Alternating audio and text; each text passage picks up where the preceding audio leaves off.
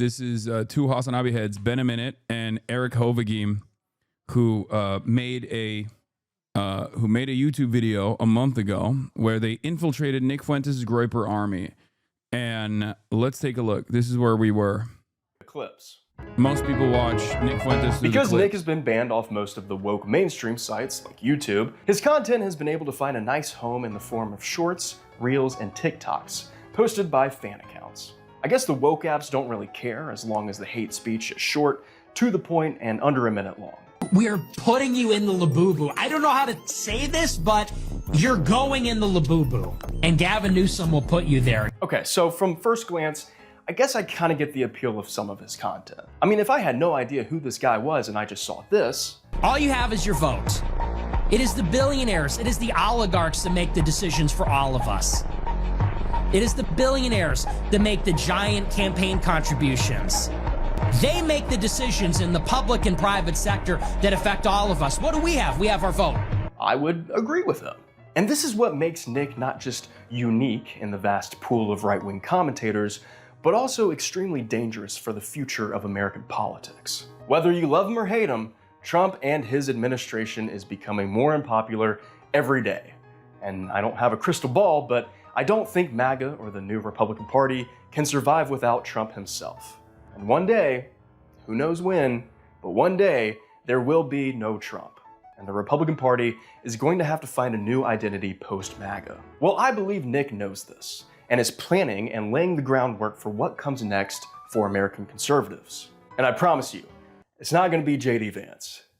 Nick and I can both agree on that. J.D. Vance was created by the fortune created by Palantir. So far, Nick has been able to fill the gaps with the majority of disenfranchised young people who are starting to doubt Trump's leadership and overall plan for the country. Through economic populist rhetoric, Nick speaks to relatable problems for any young person, or more specifically, young white men. Oh, okay, you won't forgive my student loans? Okay, well, that's because the free market said so. The free market says that Republicans have enough money to bomb Iran, but not enough money to pay for my student loans. And I'm going to vote for that because I'm an idiot. With leaders in neither political party being able to speak like this, other than a few on the left like Zohran Mamdani, AOC, and Bernie, and now I guess Marjorie Taylor Greene? This is the #1 issue I hear about in my district. Health insurance premiums are unaffordable. That's our job, bringing taxpayer dollars back to our districts that help our communities, roads, water projects, you name it. Anyway, Nick is quickly filling an empty space that the left must develop a counter to immediately. If Nick is playing the long game here, which I believe he is, then we have to as well. So today I hope to lay out what we can do to help combat the rise of Christian nationalism disguised as economic populism, and hopefully speak directly to the Groypers watching, to validate their frustrations with the status quo, while trying to show them that a better world is possible, without Nick's conclusions around Jews, immigrants, and women. But before we get into that, have you ever tried Googling yourself before? Like actually typed your full name into Google and hit search. Ben a Minute. What the hell? Ethical reaction. Chances are your phone number, address, maybe even your relative's info is just sitting out there on dozens of random websites. This is all thanks to the work of data brokers, companies that gather your personal information, build detailed profiles on you, and then sell them to advertisers, marketers, and sometimes even scammers. This is how your data leaks turn into spam calls, identity theft, and a complete loss of control over your privacy. But that's why I use today's sponsor, Incogni. If for some reason this is your first time on YouTube and you don't know what Incogni is, it's a privacy tool that contacts data brokers on your behalf and then forces them to delete your personal data automatically. They handle all of the legal back. Cannot get over the fact that liberals have put so much time and effort towards convincing people Hasan is worse than Fuentes. I can understand it.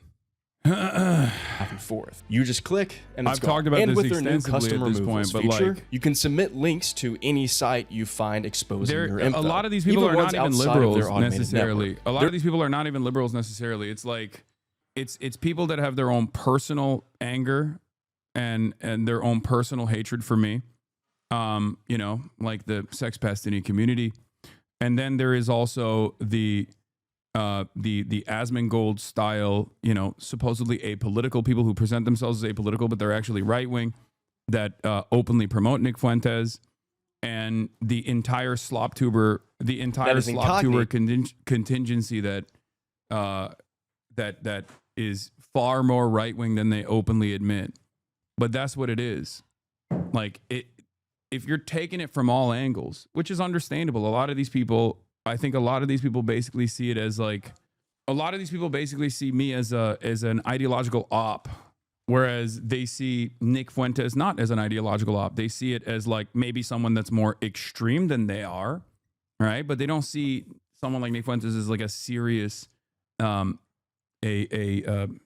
serious enemy. That's it.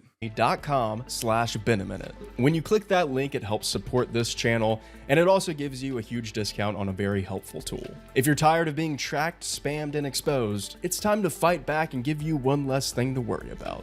And thank you to Incogni for sponsoring today's video. Okay, back to it. Also, you also have to remember, like, a lot of this stuff is not, like, these people, I don't think these people are like ideologically anti-communist or anti-socialist or anything. They've just been like, they're not super well-read or have well-defined worldviews. They just look to the current system and think like there is no better alternative, or rather that the alternative is incredibly scary. I don't even necessarily fault a lot of these guys for having these sorts of opinions, because this is all they've known. They're American. They live in the West.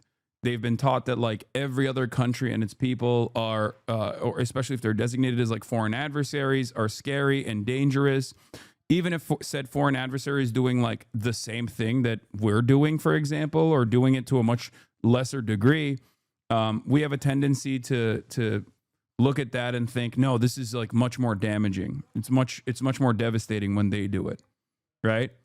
I mean, the funniest dynamic with China, for example, is like, when China does something like mass surveillance, or when China tries to implement like some kind of credit system, right? And it's not even like a national project or anything, and it actually ends up not happening.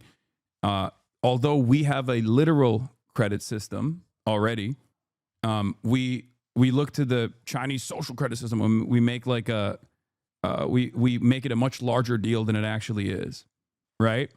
We already have a credit system. They don't even have a credit system. Like, there were pilot programs, and then they shelved it. And yet it's still a much larger, it's still a much larger, much more consequential, is brought up as a much larger and much more consequential problem when it's like China doing it. And then even on the alternative side, even when China's doing something good, the way it's presented in the media is like, at what cost? China's green energy revitalization efforts have been very successful, but at what cost, right? So it's always seen through this like negative framework. So when you're pummeled with that kind of commentary, when you're pummeled with that kind of attitude, you basically take that on as a given, and you don't really think about it. And then if there's anyone out there who has reached a level of prominence that is telling you like, no, that's devoid of nuance, there's more context here, it's not as it seems, and someone like myself who doesn't take like a very black and white approach or a black and white hardened stance against foreign adversaries, people say I'm, an enemy of the state, I'm an enemy of America, an enemy of the way that they understand the world. And then they have a lot of resentment. So instead of trying to look at the argument that I'm presenting, they try to seek out ways in which I'm wrong. Oh, I'm wrong because I'm a socialist who's rich, right? I'm a grifter. I must be a grifter. And if you were to scratch the surface of that argument and think about it, it's like, who the would grift to the left? If someone is going to grift, they should just become right-wingers, right? Like, why would anybody grift to the left? It doesn't make any sense. Instead of identifying that issue with this commentary, identifying the issue with this like line of reasoning, I think they still just like kind of lean into that.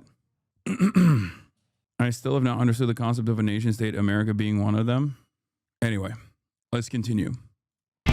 See, Nick's Groyper community has one motto that all of their beliefs fall under, and that motto is America First. Also the name of his live stream show.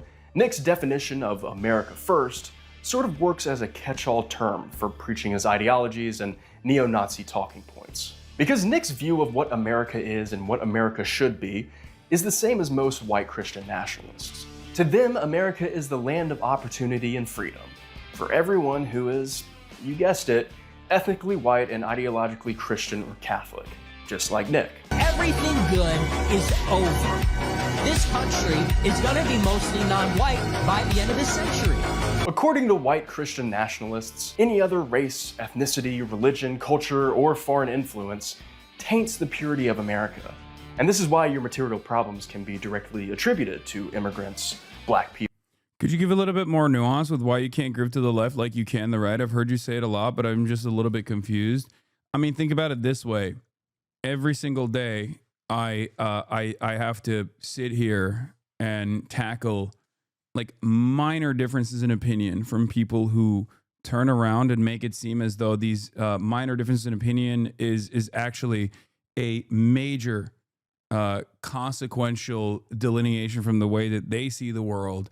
And then automatically they assume that that is actually like automatically that means that, I'm that person who's like a white supremacist, right? Like this is just how the left operates. They are hyper focused on hyper scrutinizing every single person and engaging in purity spirals, right? I am an independent with no corporate sponsors, with no corporate donations or anything like that. There is no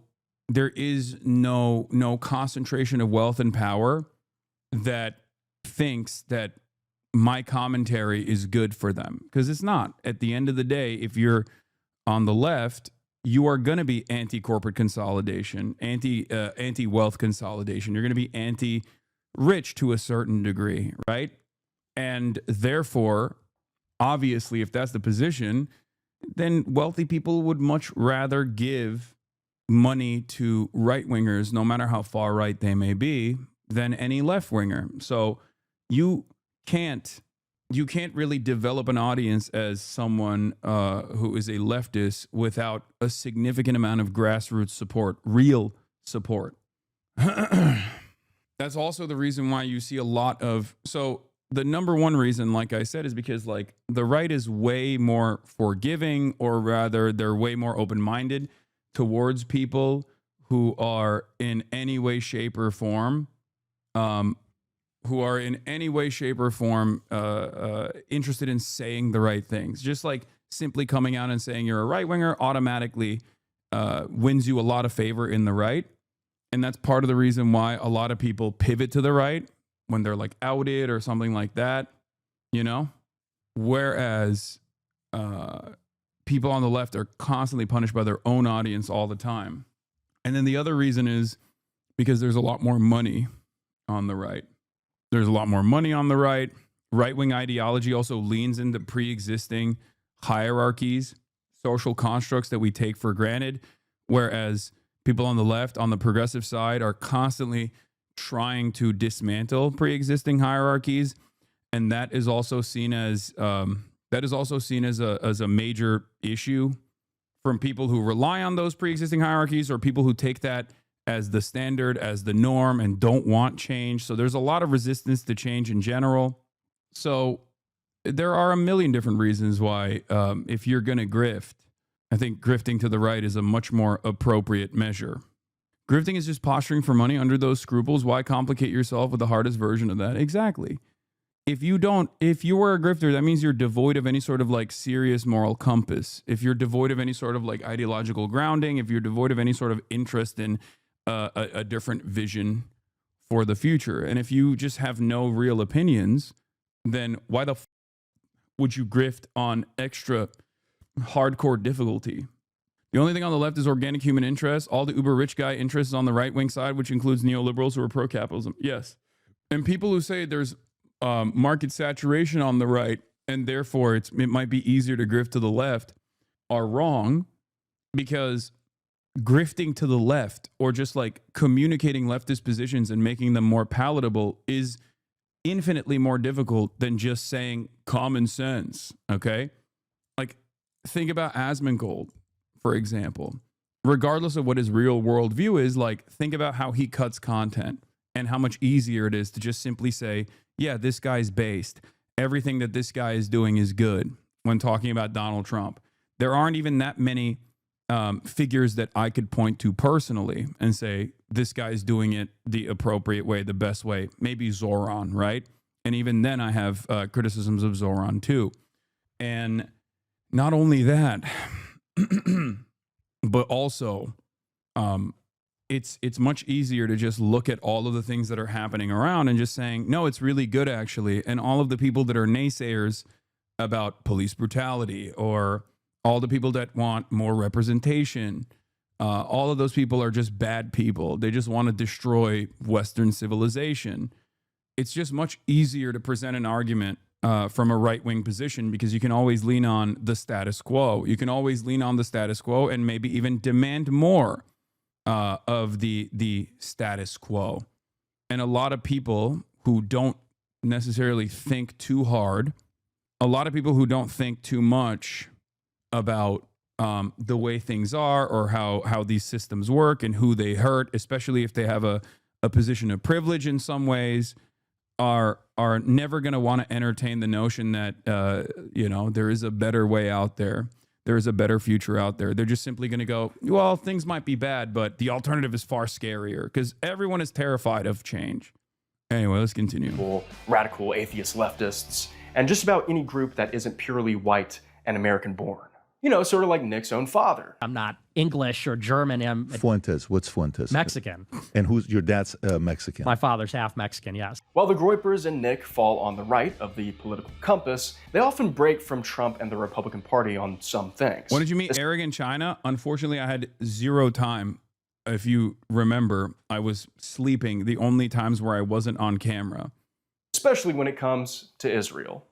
We need to confront Israel like we confront Putin, like we confront Xi Jinping, like we confront North Korea. Since October 7th, over the past 2 years, I believe Nick's rise in popularity can be directly attributed to the growing disdain for the United States' bipartisan funding and support of Israel's genocide of the Palestinian people in Gaza. Across the board, Americans' favorability of Israel has reached the lowest in recent history.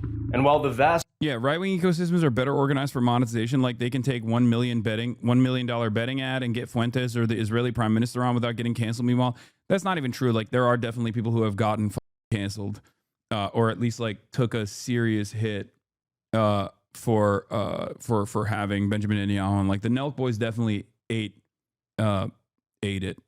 Meanwhile, this chat has a full meltdown when you talk about Plattner. Yeah.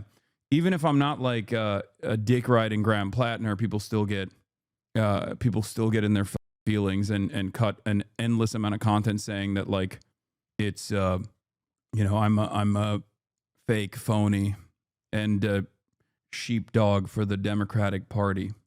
The majority of right-wing commentators stuck to their scripts and defended the U.S.'s involvement and support of the Israel and Hamas war, as they usually refer to it as. Nick decided to take a different approach and actually call out the atrocities Israel was inflicting against the Palestinian people, breaking from the mainstream conservative talking points. Because of this, Nick was able to carve out a unique subgroup of the right wing, those who were, for the most part, culturally conservative, but didn't buy into the American Uniparty consensus of Israel has the right to defend itself.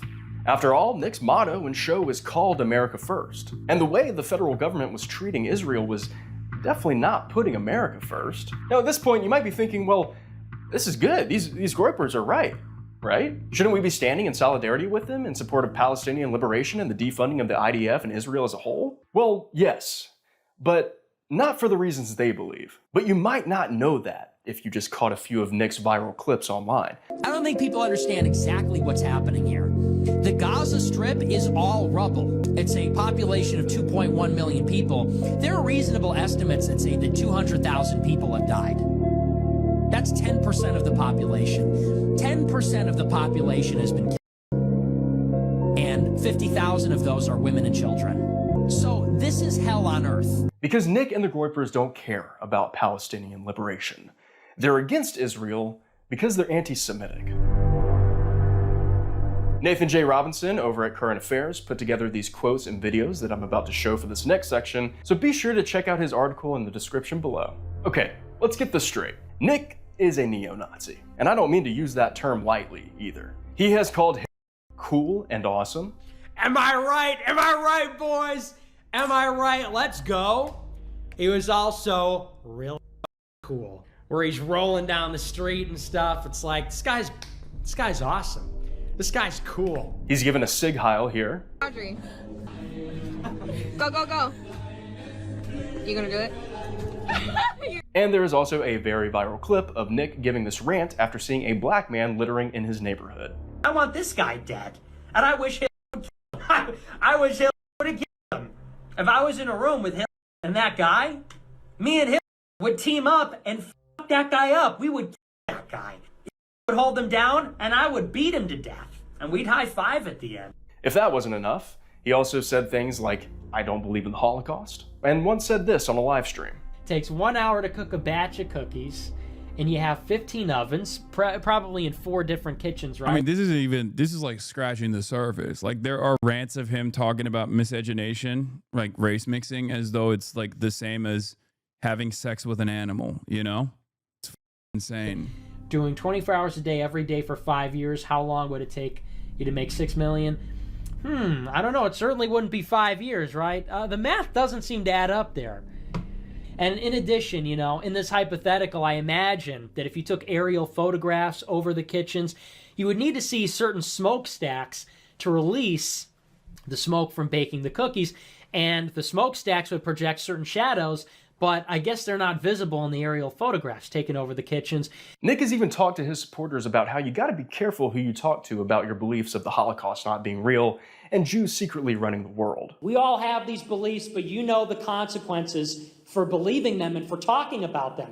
I actually don't encourage you to go out there and tell everybody in mixed company, you know, don't come home to your parents and say, hey, Mom, Dad, guess who runs America? Let's not do that, okay? I came home from college. I told my parents, I said, Mom, Dad, you will never guess what never happened. Like, I just found out about it. You won't believe it. It never happened. And they were like, who raised you? I'm like, Mom, relax, okay? What, are you Jewish or something? Just calm down. It's not that big. Doesn't that make you part of the problem? Not a grouper here, but I think some of these clips are like sarcastic remarks taken seriously, like your landlord rant. Brother, I don't know if you're not a groiper or not. I'm going to be honest with you. If you are, you know, it kind of feels like you're just masking your point of view here, okay? You just watched him go on a tangent about on 2 different occasions about denying the Holocaust and saying that the numbers don't add up. Like, that's not, I don't know if that's like sarcastic. I don't know how that could be sarcastic. I genuinely don't know. You know, I'm not saying all of them are sarcastic. Okay, which one do you think is sarcastic? Because it's pretty obvious when he's talking about like miscegenation being the equivalent of like a white person having sex with an animal. Like a white woman having sex with a black man is, from Nick Fuentes' perspective, the equivalence of like a white woman having sex with an animal. Do you think that that is sarcastic? Like, or is it a joke? What do you think is going on there? I mean, I think that's just his position. I don't know why we're, I mean, he's openly said that he is a white supremacist Nazi. I don't know why, like a Christian white nationalist neo-Nazi, right? Like, it's not, I don't think this is held up as a point of contention. He's maybe not as open about it, but pretty open about his worldview. Do you mean like this one? This? He was also real cool. You're talking about like Adolf Hitler? Because there's numerous occasions. If you think he's being sarcastic in this situation about Adolf Hitler or supporting Adolf Hitler, so let me ask you one thing. And this is I'm being as sincere as possible here. Why do you think this needs defense? Do you feel like there aren't other instances of Nick Fuentes like openly defending Adolf Hitler? Like, let's say this is actually a sarcastic remark about Adolf Hitler. I don't know exactly what would be sarcastic here, but don't you know that there are plenty of other instances? Like, he's been asked straight up, for example, whether he likes Adolf Hitler or not, and he has said that he does. Like, he's been asked over and over again, as a matter of fact. I know a bit of his history. I just want to claim that Ben could have picked better clips to prove he's anti-Semitic. That's not what you said, though. That's not what you said. I think these clips are perfectly fine. I think it works on a shit people. His goal is to sound sarcastic and jokey, but also like he's sincere, but just tricking the normies with the sarcasm vibes. He's not alone in feeling this way about Nick. And it's an intentional strategy that Nick is utilizing to obfuscate to people what he truly believes. His communication strategy is why he's so successful. Yeah, it's also ironic because this communication strategy that he is deploying is literally what liberals think I'm doing. The context nuke in and of itself was literally that, presenting me as a Nick Fuentes style figure, but on the left, right?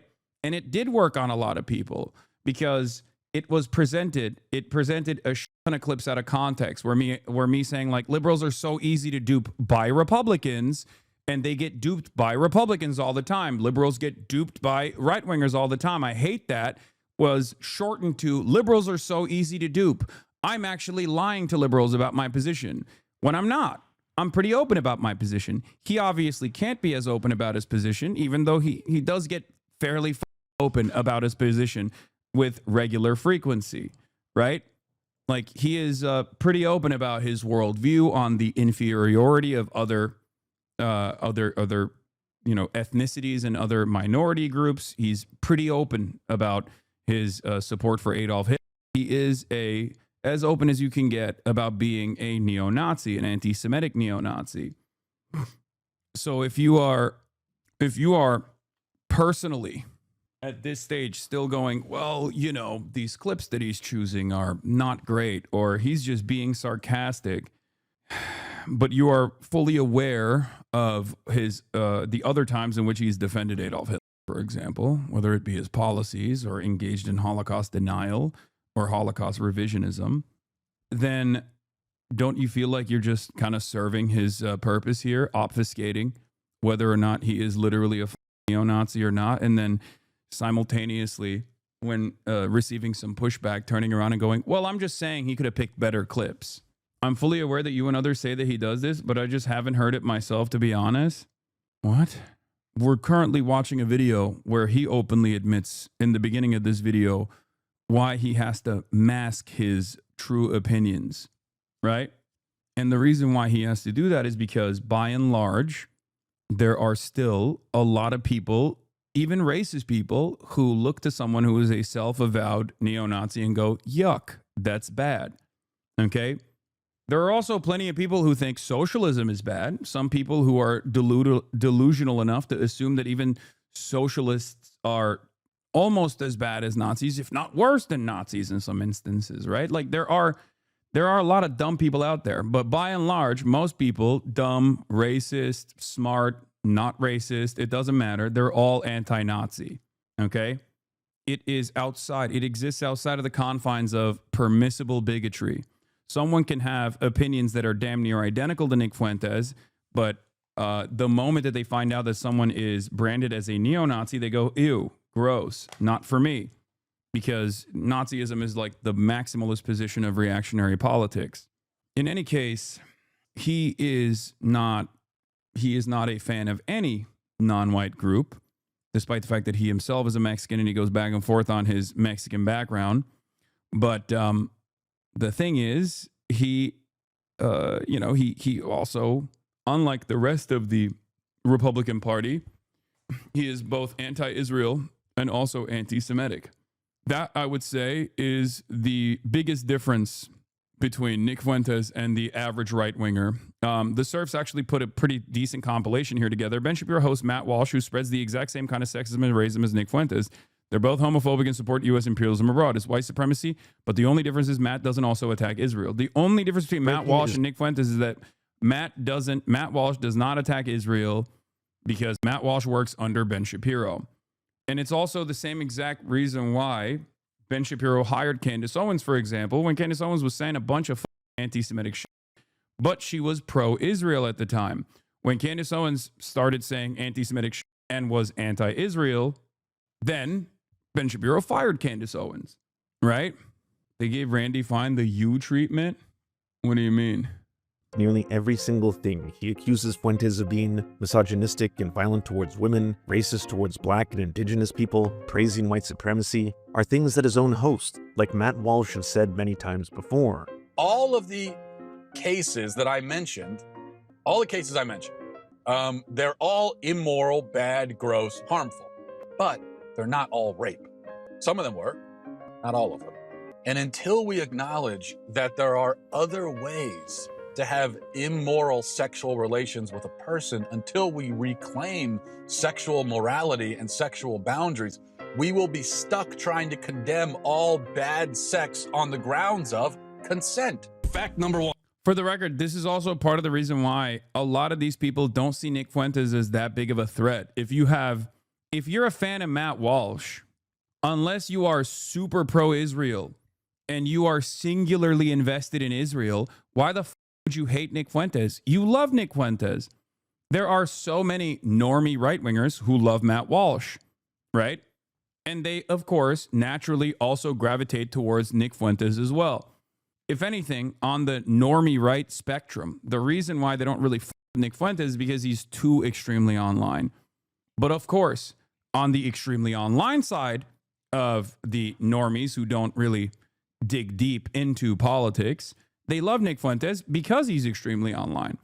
So for the average Republican normie who is a voter who doesn't spend a whole deal of time online, they don't really know too much about Nick Fuentes, but if they encounter some of his clips, they're probably going to like him. They're going to be like, yeah, this guy is actually somewhat charismatic. He's saying the same exact things that I've, seen from the likes of Matt Walsh and many others, or Fox News, whether it be the great replacement theories or whether it be the fact that, liberal moral degeneracy is ruining Western civilization. These sorts of ideas are pretty close to what Nick Fuentes is advocating for. The only difference is he ties it back to Jews, right? The international Jewry, the organized Jewry, as he calls it, is the reason for why this kind of like liberalism and wokeness has run amok in America and is ruining America. The average right-winger, on the other hand, doesn't say that it's actually the Jews, or at least doesn't publicly say that they believe it's the Jews. They'll just say it's the liberals, it's the globalists, it's the international consortium of elites, liberal elites, bicoastal liberal elites that have ruined your life. And the Democratic Party is representative of these values and these people, right? That's the difference. So if you are already predisposed to believe this kind of thing, then you're just, Nick Fuentes just takes it one marginal step in the direction of anti-Semitic conspiracy theories. That's pretty much it, right? One, it's not a new phenomenon. Fact number two, in fact, it's a phenomenon that was more common earlier in history, and for the first 6,000 to 10,000 years of human existence, it was a normal thing. Fact three, girls between the ages of like 17. I hear people I trust like you saying this about him, but I haven't really heard any examples of him saying it himself. I'm fully aware that you and others say that he does this, but I haven't heard it myself, to be honest. Those could have been takes as bad jokes, I feel. It's not that compelling.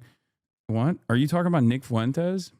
You haven't heard Nick Fuentes? You just heard him literally talk about how the Holocaust numbers cannot be 6 million Jews because it's just like mathematically impossible. He wasn't making a joke. He was just like trying to, he is open. I don't know. Yes, Operation Reinhardt. What? I feel like I can't tell if this is like a genuine. This is surprising. I don't know. Like, you've been around since 2022, and this is a person who's like getting duped. I think the entire point is the video. This video literally is supposed to teach you how those clips can trick you. I don't know how the you went from like, administrative colonialism versus settler colonialism, and you have an understanding of like compradors and collaborations and things of that nature to, Operation Reinhardt doesn't make a lot of sense. I mean, look, chatter, the Nazis were pretty meticulous about their record taking, okay? If you are a cynic about the metric ton of death and destruction, the systematized version of violence that happened during the Holocaust. I don't know what to tell you, but it is a it is a pretty well established atrocity, and it's a little shocking to me that you would go from understanding the differences between administrative colonialism and settler colonialism to, I don't know, maybe the Nazis didn't actually kill that many people. Okay. Now you have in the universities, in the media, in Hollywood, in finance, in government, and some people say, well, they're not all Jewish. It's like, okay, well, it's half, or 2/3, or 3/4. And what's the other quarter? What's the other third? What's the other half? It's not Catholics. It's not hardcore God-believing Christians. It's all kinds of other atheists, nihilists, postmodernists, whatever you want to call it. And so I don't want to say, hey, let's all attack one group, but there's a big problem when the leadership isn't Christian. We have big problems as a society when the people aren't Christian. What happens when the king and queen aren't Christian? What happens when the aristocracy isn't Christian? What happens when the cities and the business owners aren't Christian?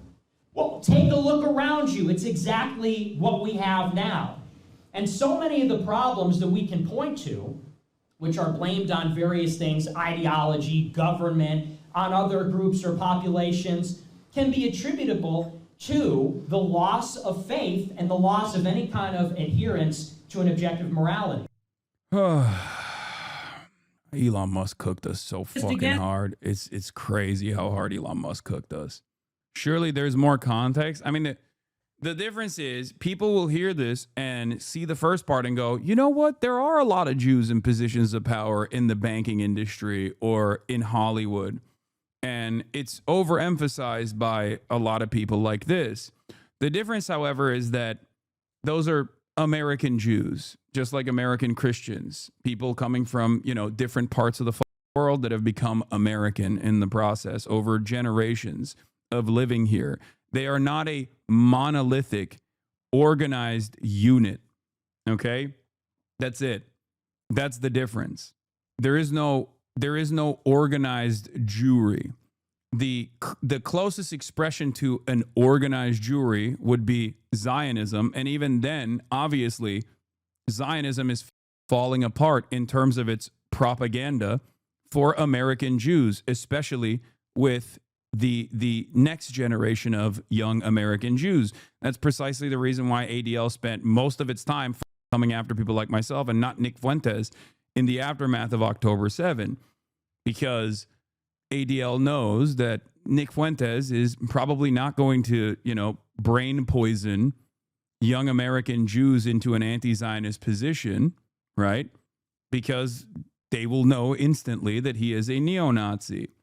So they spent every waking moment trying to say that I also am, just like Nick Fuentes, a anti-Semite, not realizing that actually undermines the argument of anti-Semitism when you're going after someone who has spent a good deal of time combating anti-Semitism. You are drifting further and further right. You miss things because of privilege. I used to defend you. Now I warn people about you because you shit on us minorities, and this is what money and power does. You choose not to listen to the people at the bottom. Also, this is a perfect example as to why people do not, quote unquote, grift to the left. Okay? This is it. This is the reason.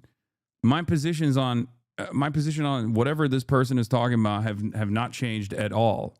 Okay?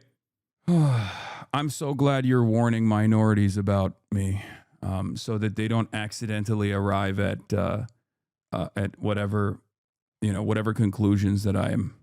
He's a capitalist and profits off the genocide in Palestine. You have sunk so low. Immigrants are needed for the economy.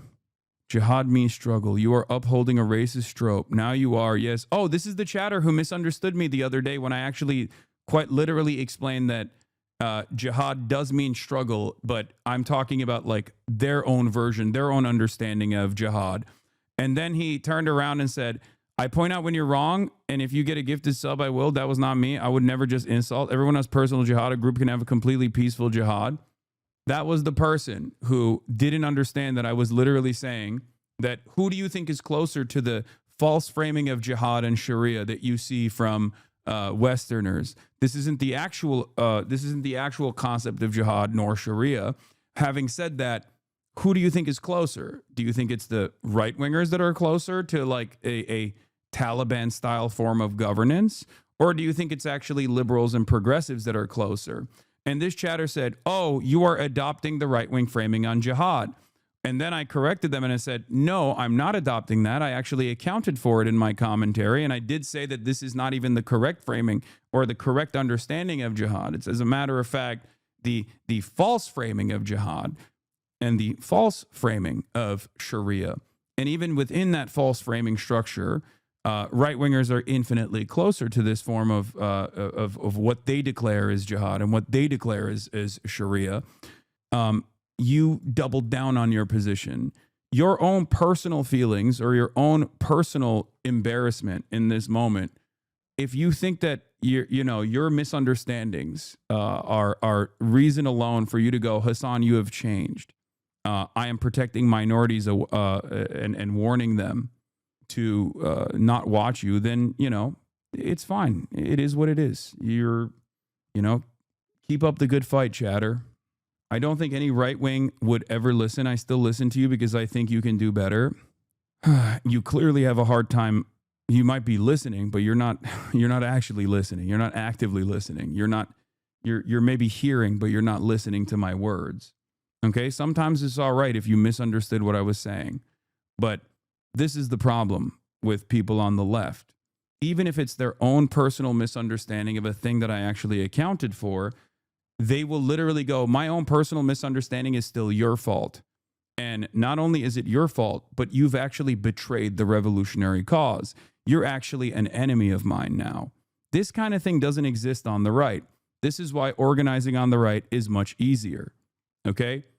I have never heard from any right winger, and maybe there are some, and especially nowadays, there is a little bit of infighting happening on the issues of Israel on the right, but I've never heard from a right winger be like, I misunderstood something you were saying. You have betrayed MAGA. You are now my enemy. You're a woke communist. Okay?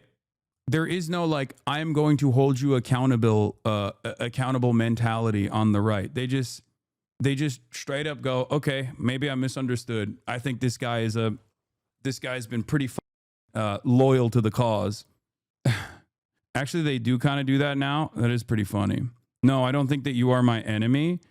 Okay. I used to defend you and now I warn people about you because you on us minorities. And this is what money and power does.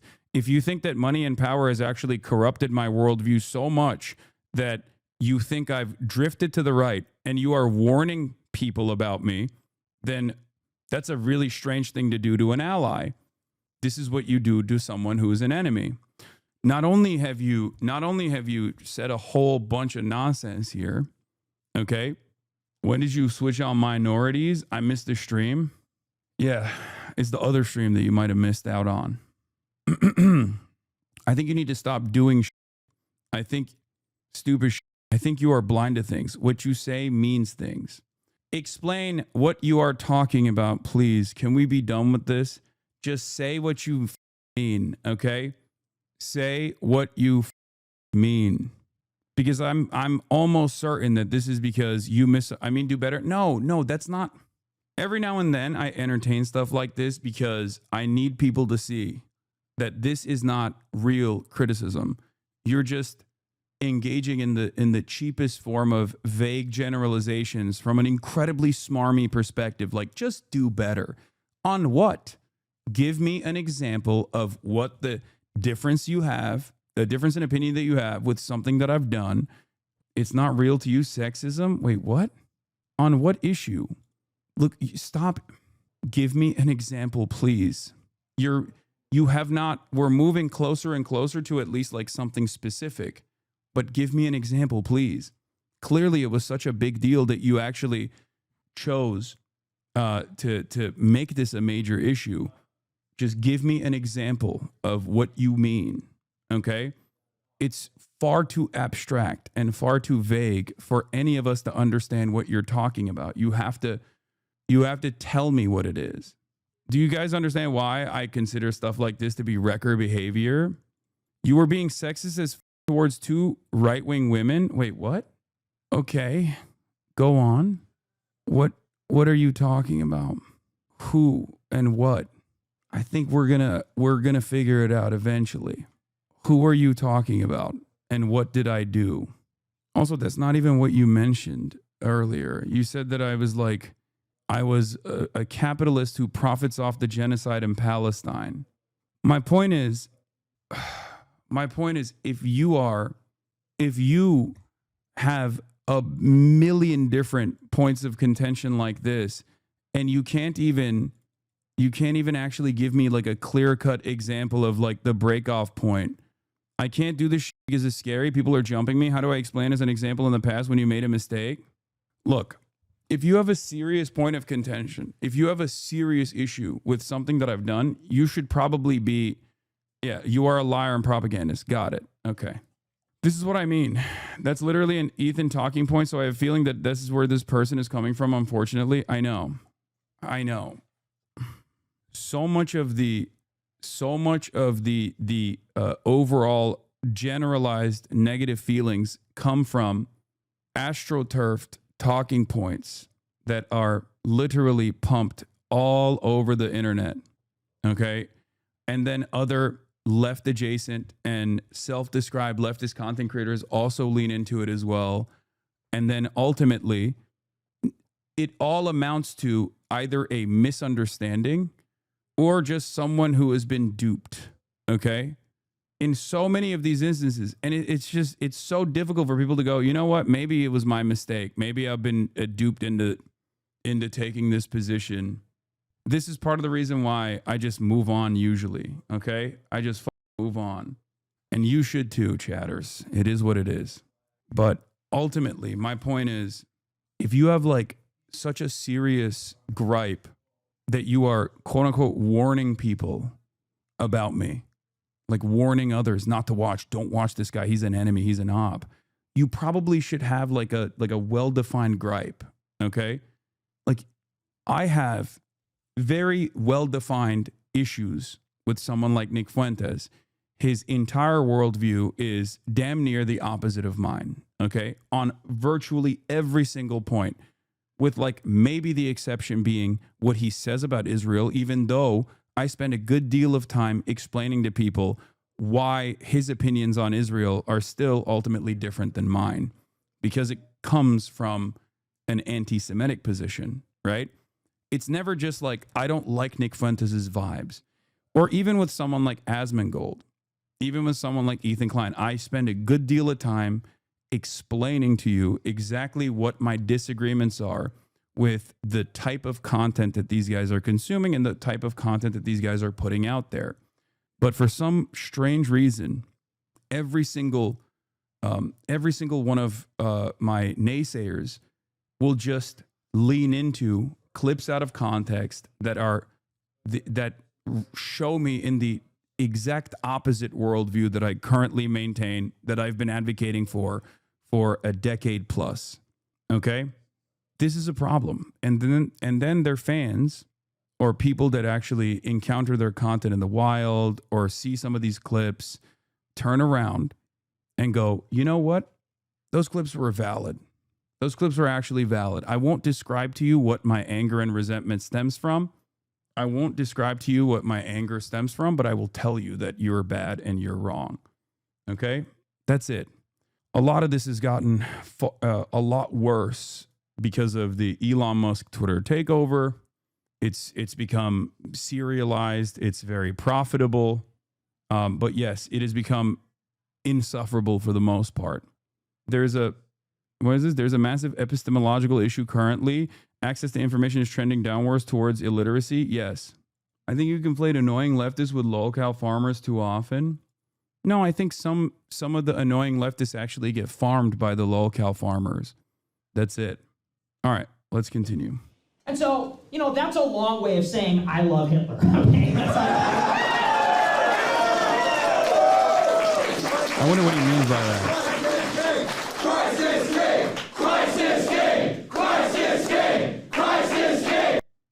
Both American American Party's bases. While some voices on the left became vocal about the atrocities being committed by Israel, Nick realized that no one on the right was doing the same. There was a gap in the market. It was the perfect opportunity for Nick. And now he didn't even have to hide his anti-Semitic views anymore. With many American and Israeli leaders, including Prime Minister Benjamin Netanyahu himself, constantly conflating Zionism with Judaism, Nick could openly spout Jewish conspiracy theories while being viewed as the one right-winger who actually spoke out against the genocide in Gaza. And this is the Nick Fuentes strategy. He finds the unpopular policies of the Republican Party, pinpoints those weak points, and then capitalizes on being the first and the loudest to disagree while offering— Look. This is why I'm saying it. Look. One, responding, this is not worth your time. And two, you need to pay attention to folks that are critical to you. When people provide criticism or reflect on it, I can't provide exact examples, but there are times when you get criticism specifically around issues important to black folks and other minorities. There have been instances of constructive and valid criticism around those issues, and I've actually taken the time to approach it in a way where I internalize the criticism. You probably haven't seen it, and you're probably operating either off of, one, old information, or two, instances where people still continue farming it. And that's my problem. And you, once again, are doing the same thing. You are doing the same thing that the other chatter was doing, which is gumming up the works consistently with vague generalizations. Like if your argument devolves into, for example, if your argument devolves into like, oh, you said black people with stank on it, right?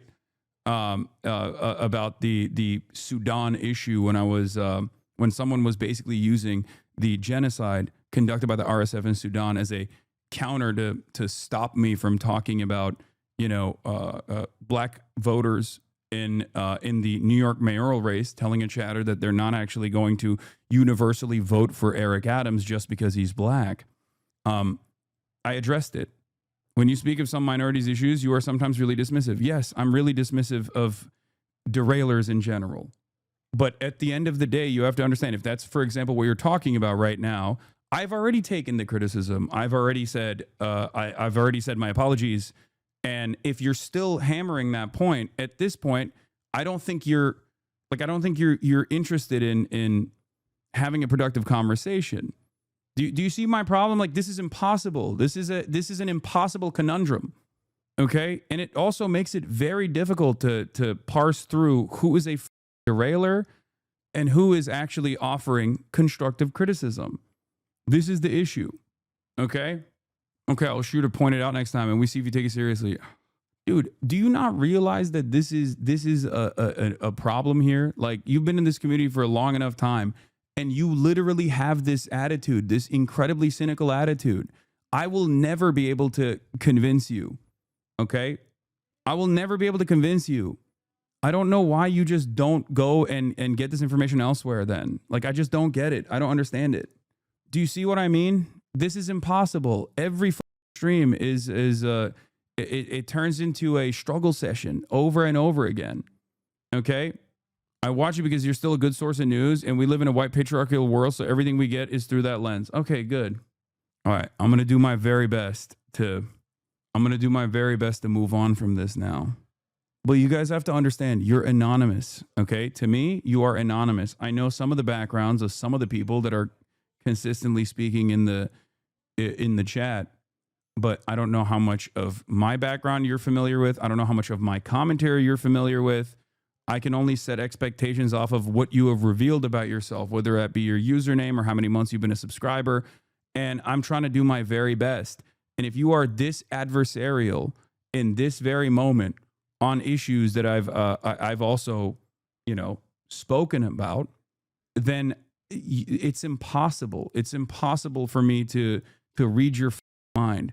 It's impossible for me to know what your background is. It's impossible for me to understand where you're coming from, because while it might seem like I'm speaking to you directly, and in this instance I am, in your living room, I'm speaking to tens of thousands of people, right? That's it. You have to remember that there is a significant chunk that is missing from this interpersonal communication that we have. Anyway, the irony, of course, is that what I was talking about here is that Nick Fuentes doesn't have to deal with this shit.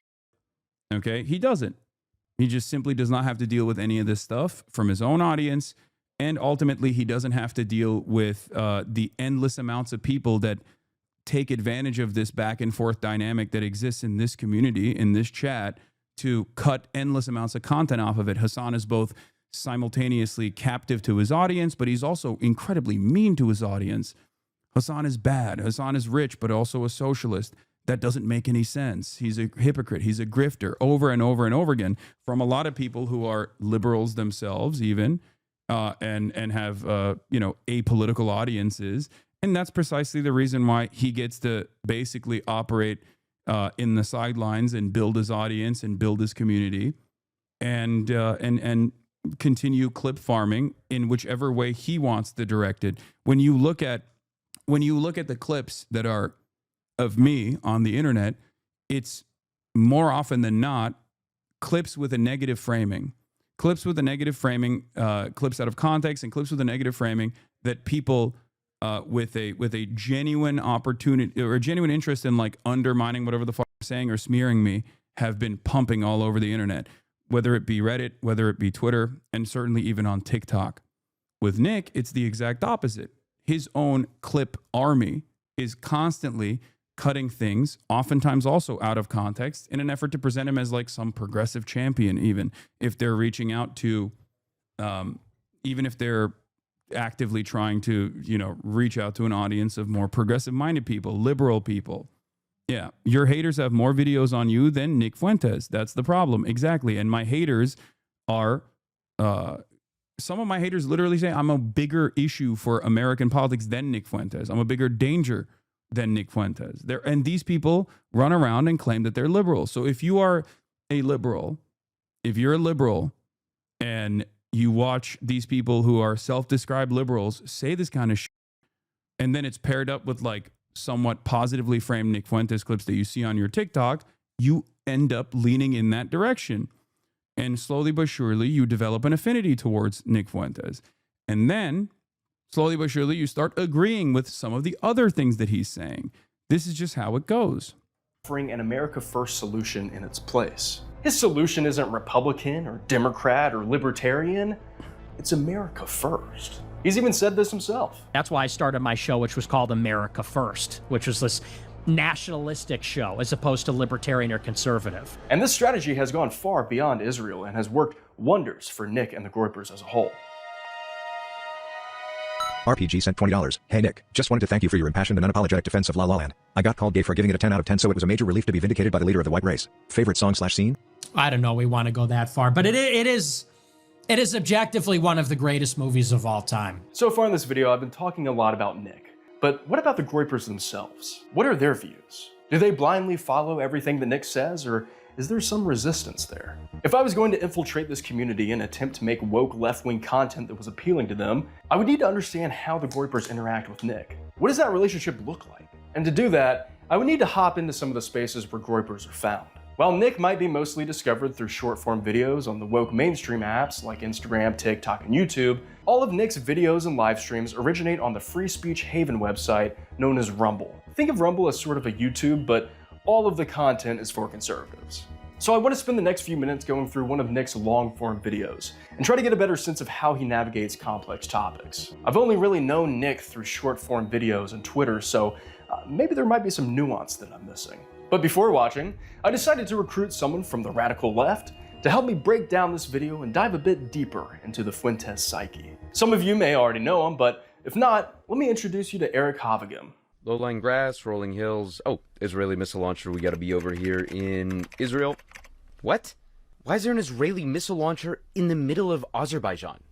Between 2016 and 2020, Israel supplied Azerbaijan with nearly 70% of its weapons arsenal. On his YouTube channel, Eric has broken down topics ranging from Zoran Mamdani's campaign, to Israel's influence over the United States, and to secretly spreading Armenian propaganda on Hasan Piker's livestream. Well, Eric, thanks for coming on. I know I kind of gave you a little bit of background on what we're going to be doing today, but yeah, would love to hear your initial thoughts before watching this, like if there's anything you're hoping to get out of it, if there's any expectations you might have. I'm just excited to become a Groyper. I don't know. I mean, I know they're revered in society. They're really up and coming, and really, I'm just excited to hopefully be a bigger part of their community. Yeah, I totally agree. It seems very inclusive so far. So I'm looking forward to diving in. I want to talk about the ICE deportations, the DHS deployments, and I have a little bit of a hot take on this one, okay?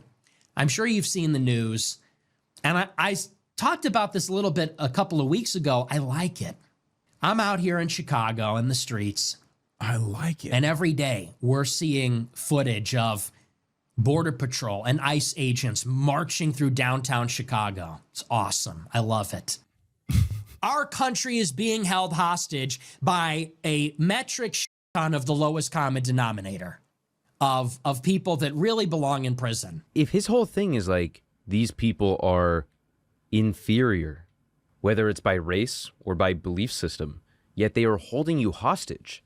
Is that not just the ultimate skill issue? Like, what are we doing here? Yeah, also, what's the hostage part? You can literally do whatever you want right now, Nick. You can say whatever you want. You can go wherever you want. You can do whatever you want. What's his thing? What's his, like, your body, my choice. Your body, my choice. There's no consequences for this guy. No consequences, but oh my God, they've got me. We can't do anything now. That hide their faces and use violence and intimidation and terror tactics to prevent law enforcement from doing its job. Like, we need to get in, really crack down on this stuff so that we can live in our cities. We need to take back control of the cities. Like, what does that even mean? You know? Like, what is that? Are you saying that you want to control the cities in like a white supremacist direction? Like, what the fuck does that even mean? Like, this dude lives in Chicago and he's excited at the prospect of the Department of Homeland Security deployments happening. ICE deployments happening in the city of Chicago, which is incredibly chaotic. Damn, this dude is old as I've been watching your ass longer than The Simpsons. 55 months. Hell yeah. You're trending on Twitter X if you're wondering where the weird comments are lately coming from. I mean, there's never a moment where I'm not trending on Twitter and X chatter. That's just like, I'm always trending on Twitter and X. That's why there's a sea of weird comments all the time. You live in Chicago and you've never moved. So, like, if you don't like it, then just move somewhere else. Go back to where you came from. Get the hell out of here. Very interesting because he's talked extensively about how he doesn't like the Democrats, but he also doesn't like the Republicans. And it seems like he is not ideologically consistent. Nothing he says fits within one firm moral framework. And I think that's part of his appeal. I don't think it's like an intentional thing by him, but I think it's a big reason why so many young folks like him, because you never know what you're going to get next. In many ways, it's like gambling. Yeah. In a way, he just seems like he's the perfect content machine. He's like Mr. Beast. He knows how to get views. That's all that it is. He doesn't actually believe in has similar anything. opinions on race as Mr. Beast does. They kind of look alike, too, now that I think about it. Oh my God, wait. Low-key, you're kind of right. Do you think Nick Beast, do you think Nick Fuentes and Mr. Beast are actually related? Wait, your name is actually Nick Beast? What do you think the J stands for? Do you think it stands for Jimmy? Jimmy Beast? Nick Jimmy Beast. They're just content farmers. Two equally evil content farmers. Watch him start like a philanthropist Rumble channel next. Or I can see him doing it, like taking away 5,000 wells from Africa. Last African civilian to leave the red circle loses their well. Or they get the well. If they're the last one in the red circle, they get new wells. And I seriously doubt that Trump is going to be the guy that finishes the job. I think he's too old, too tired. He just doesn't have the imagination. He is not an operator on the level of a Vladimir Putin, of a Xi Jinping, of a Franklin Roosevelt, of an Abraham Lincoln. Is it lived up? FDR lover? What? Blue no matter who. Blue no matter who. That's insane. Dude, he must be a fan of the New Deal. New Deal Nick, that's what they call him. That's what a weird lineup. We have Putin, Xi Jinping, FDR, and who was the last one? Abe Lincoln. A weird blunt rotation, if I'm being honest, but would be interesting. There would definitely be some stories shared. That's for sure. It wouldn't be nightmare rotation. It would be no, but it would be stressful. The vibes would be off, I think. I don't know if I would like the vibes, but I would like to be there. I think I'd like to be sober though. Yeah, the way that Trump is going about this, you're like daring the Democrats to destroy us before we can destroy them. I don't like that. Man, a lot to take away. So much. And kind of not that much at the same time. Yeah. If you want to check out our full hour-and-a-half long reaction to this Rumble video, you can find that on my Patreon. It turned out to be a very entertaining time, so if you want to go watch it, you can go to my Patreon link down below to become a member. As always, I appreciate the support. So Eric, I think we kind of know enough about Nick and the Groyper community. I think I get it. I think I understand Nick, but there's still something that I actually have to do. And Eric, I have a really big ask of you. Yeah, let's hear it. Will you become Nick Fuentes with me? I thought you would never ask. Let's groip this thing. Let's groip it up. That was just that part was just like unfiltered reaction to a Nick Fuentes Rumble VOD, specifically so that he could promote the full reaction that he did with Eric on his Patreon. But the video is more structured than that, right? And they're back into it now. This is the thing that Ben a Minute does, where he will like.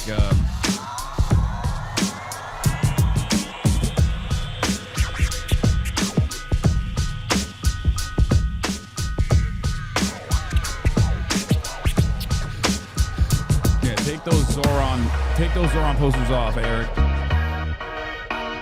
Unfortunately, I don't have any like incels to put on the wall, but I do have this printout of Joseph Stalin, and I figured that if the Groypers just Google Joseph Stalin and go to one of their weird right-wing outlets and see that he killed like 10 trillion people or whatever it'll say, they might be like, wow, he was super Giga Chad and based. So who knows, maybe that's like step one to radicalizing them.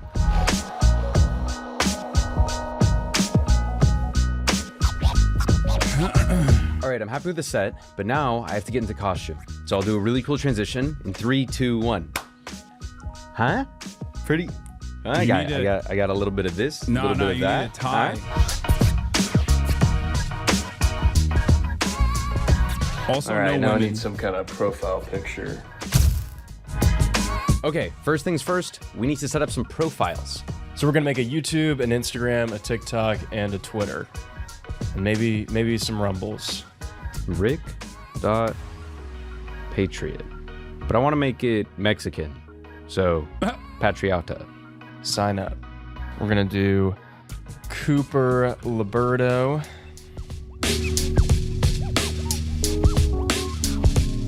All right, here we are. r/Nick Fuentes. Uh-oh. A Nick Fuentes and Tucker Carlson interview is coming soon? Per Alex Jones. This feels like a Marvel crossover movie. Whites, blacks, against the Jews. What? Is Nick glazing on the Catholic Church a bit too sus? He's a Novus Ordo. He is Novus Ordo. I'm pretty sure this is the same company that makes Ozempic. Okay, so we took 10 viral clips of Nick's from Instagram. We transcribed them and then replaced the racist, sexist, right-wing words and phrases with woke, left-leaning ones, thus taking the Groyper rhetoric and vibe and rebranding it to be, well, the opposite of the original Fuentes message. In doing this, we were hoping that the algorithms would get confused by our content and still push it to the Groyper community. We'd be feeding the Groypers left-wing content and they wouldn't even know it. That is, if we were able to pull off the Fuentes disguise. If we looked like Nick Fuentes, and if we talked like Nick Fuentes, could we trick the Groypers into listening to what we had to say? Well, you tell me.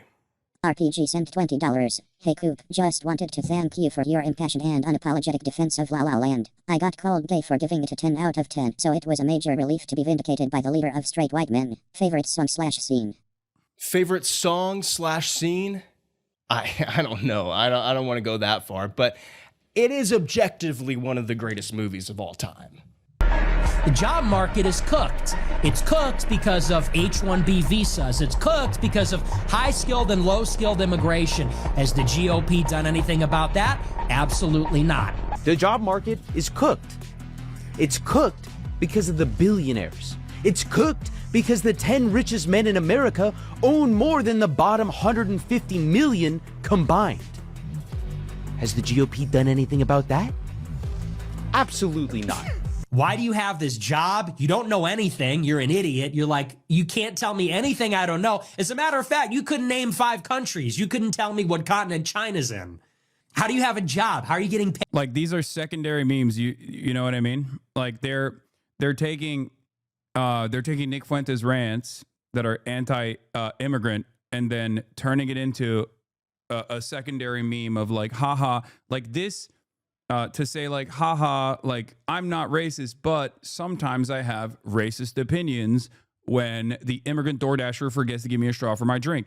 This right here on the left is it's taking a white supremacist neo-Nazis commentary against immigrants, explaining the joke. Dude, I'm explaining to you why this kind of stuff is relevant and also works on liberals, that like apolitical people. Do you not get it? I'm explaining to you how propaganda works. I'm explaining to you how this also normalizes dude is racist and you promoting him. Let's continue. Aid. Why do you have a job? You don't know anything. You're an idiot. You're like, you can't tell me anything I don't know. As a matter of fact, you couldn't name 5 countries. You couldn't tell me what continent China is in. How do you call this your job? How do you get to make a living just because you bought an apartment for $20 back in 1986? How is that your job? I want this guy dead. And I wish Hitler would kill him. I wish Hitler would have killed him. If I was in a room with Hitler and that guy, me and Hitler would team up and fuck that guy up. We would kill that guy. I want this guy dead. I wish John Brown would kill him. I wish John Brown would have killed him. If I was in the room with John Brown and that guy, me and John Brown would team up and beat the out of that guy. We would kill that guy. John Brown would hold him down and I would beat him to death. And we'd high five at the end. You know what my favorite words are when a woman talks? I made cookies. You know what my favorite words are when a woman talks? Let's make cookies together. I love you. I love you. I love you. Get over here. I love you. I love you. I love you. Get over here. I made dinner. I made cookies. I made you a sandwich. It's like, wow. You're awesome. Oh, let's make dinner together. Let's make cookies. Let's make sandwiches for each other. It's like, wow. You're awesome. But when women come at me and they're like, you need to do this, you need to do that. I'm just like, shut up! But when a woman comes at me and they're like, I made you a sandwich, I made you cookies, I'm just like, Just shut up. So, that's just a little advice, little helpful advice for all the women out there trying to secure an awesome guy like me, trying to secure, a great husband like me. No women are coming at him. I know. He's talking about his mommy, I think. So that's just a little advice. A little helpful advice for all the women out there trying to secure an awesome guy like me, trying to secure a great husband like me. So we posted the clips to our respective Groyper accounts, Rick Patriota and Cooper Liberto, and then waited to see how they did. While those clips are marinating in the algorithms and we're waiting for those results, I want to talk about some realizations that started to hit me while I was... The last woman that went after Nick maced him at his doorstep? True. And it was an old lady. Becoming Nick Fuentes. Nick Fuentes represents a new kind of right-wing figure, obsessed with vice signaling, a race to the bottom to see who can say the most offensive thing. women actually do come at Nick because they're insane and forget he's gay and he hates them. No, I think that's his gay energy is probably part of the reason why. Women love a messy gay. They do. And Nick Fuentes provides that. And his followers are mostly young men who are just angry at the world, who are mistaking shock value for conviction.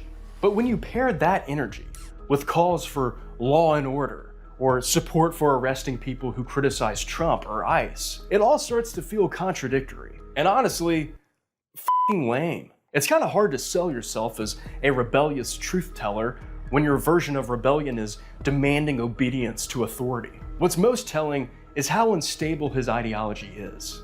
Nick's talking points shift constantly, and it's only a matter of time before they start looking as cringy and outdated as Ben Shapiro's are now. Oh, he's so hilarious. Oh, he's so charming. Oh, See you on December 12th, there was more of Andrew big Schultz bro? saying it, What does really that massaging mean? Mamdani. That's why this intellectual fascism he tries to push never really fully works. Nick, you're gonna hate to hear this, but JD Vance has the same problem you do. You can't nerd your way into making authoritarianism sound smart and cool. If you look at the legislative text that they gave us, they tried to turn on two separate provisions that would give healthcare benefits to illegal aliens. The moment you try to justify it with reason or theory, it collapses. Because these protesters are out of control. They're emboldened. Trump won the election. We have federal law enforcement. They're enforcing the damn laws. They're taking people that have no legal standing and they're removing them from the country. That's the law. But that doesn't mean we should just ignore it. Just because he sounds ridiculous most of the time doesn't mean we should just let Nick Fuentes run his course. Because we are at a crossroads. We are at a point of immense failure of liberal democracy. We are at the point of the majority of neither party fighting for anyone but billionaires and mega corporations. And we are at the point where something new must be offered to all Americans, to everyone. And like Nick, I want to play the long game here. I want to imagine what can come next after Trump. Because whether you like it or not, there is no normal to go back to after this. The neoliberal policies that have shaped the Western world over the past 50 years. What's the best way to de-radicalize someone from leaning towards Fuentes' perspectives? Explain to them that it's not actually organized Jewry that is responsible for all of the pain and destruction that they feel in their lives, or the lack of hope that they experience, that their landlord is not Jewish.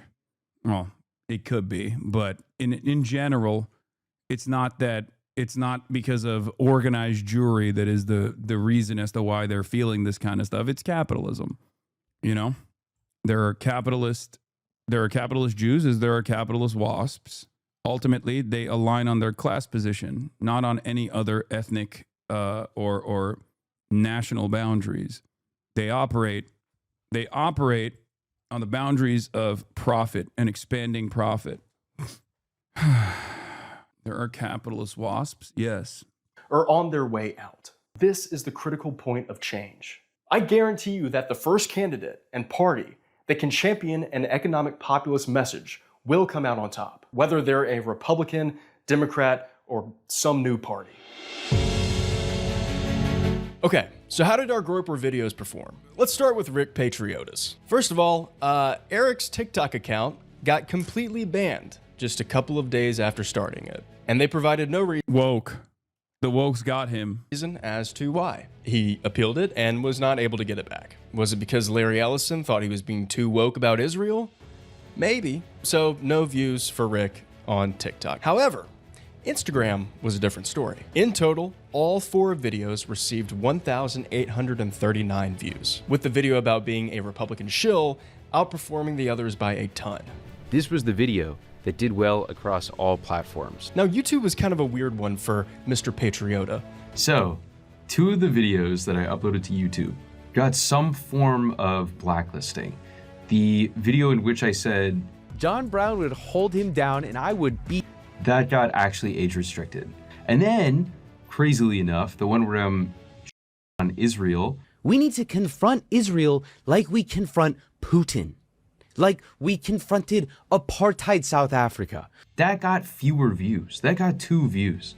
As I uploaded that immediately got buried in the algorithm as My only criticism of this style for Ben a minute is that I think he does a great job with these videos, but he needs to let it cook more, because I don't think, as a content creator, I will say this hasn't cooked enough for them to to basically figure out what is getting boosted and what's not getting boosted. I feel like you need at least more time. I know it's like virtually impossible to churn out content at a rapid clip to produce a valid argument and also simultaneously put enough effort onto the testing side, like the A/B testing side. But the reality of the matter is, like, you need to keep pumping this shit for like at least 2 to 4 months. I know it's not possible to do because you can't do both at the same time. Like, you can't just basically make videos. If your primary focus is like making videos, it's going to be impossible for you to make these sorts of videos and also do this with regular frequency. But you need far more volume to be able to understand the analytics as well. But in total, he received 3,046 views from YouTube. I guess the only way to do that would be to stagger projects to make sure that you have, maybe a different form of content in between.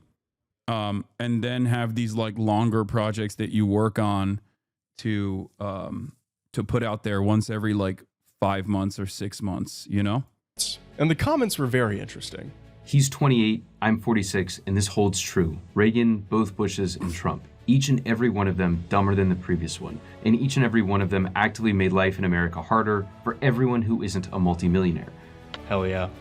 There's something there. That's what we're looking for. That is what we're looking for. That's the best comment that I think we could have gotten on one of these videos. Is this the liberal Nick Fuentes? Laughing, crying emoji. Okay, so what about Cooper Liberto? How did he do? Well, first of all, Cooper was able to evade TikTok's grasp and was not banned for posting his content. He received 1,084 views in total, with the majority of them going to the pumpkin grabbing video. And this one really performed well, with a ton of engagement and comments. And of course you have a guy saying, Nick, is that you? Nicky always grabbing his pumpkin. Oh my God. Now, Instagram was Cooper's worst performing app. None of the videos really took off. They all got around like 100 views. But he did get some pretty important Instagram followers. The political trad calf. This is my first follower. He seems to be a groiper.